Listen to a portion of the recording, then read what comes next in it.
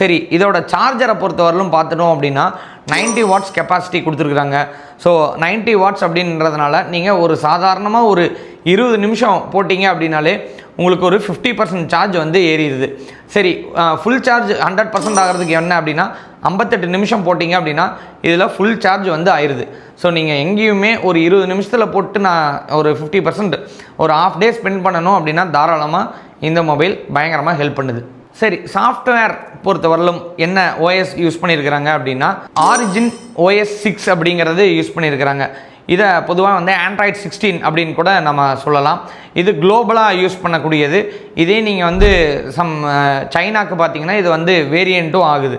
So நம்ம இந்தியாவில் use பண்ணுறது ஆரிஜின் OS 6 தான் நம்ம யூஸ் பண்ணிகிட்ருக்குறோம். ஸோ முன்னாடியே சொன்னது தான், பாடியை பொறுத்தவரையிலும் பேக் எப்படி கிளாஸ் மேடோ அதே மாதிரி ஃப்ரண்ட்லேயும் கிளாஸ் மேட் யூஸ் பண்ணியிருக்கிறாங்க. ஸோ அது போக இது IPX வந்து 68, 69 யூஸ் பண்ணியிருக்கிறாங்க. ஸோ பொதுவாக எல்லா இதுலேயும் 68 வரையும் தான் கொடுப்பாங்க. இதில் 69ம் வந்து கொடுத்துருக்குறாங்க. ஸோ அதனால் டஸ்ட் அண்ட் வாட்டர் ரெசிஸ்டண்ட்டோட லெவல் வந்து ரொம்பவே அதிகம். ஸோ அதனால் இவ்வளோ ஃபியூச்சர்ஸையும் ஒரு ஃபோனில் கொண்டு வர முடியுதா அப்படின்னா ரொம்பவே ஆச்சரியமான விஷயத்த இந்த Vivo X300 கண்டிப்பாக பண்ணியிருக்கிறாங்க.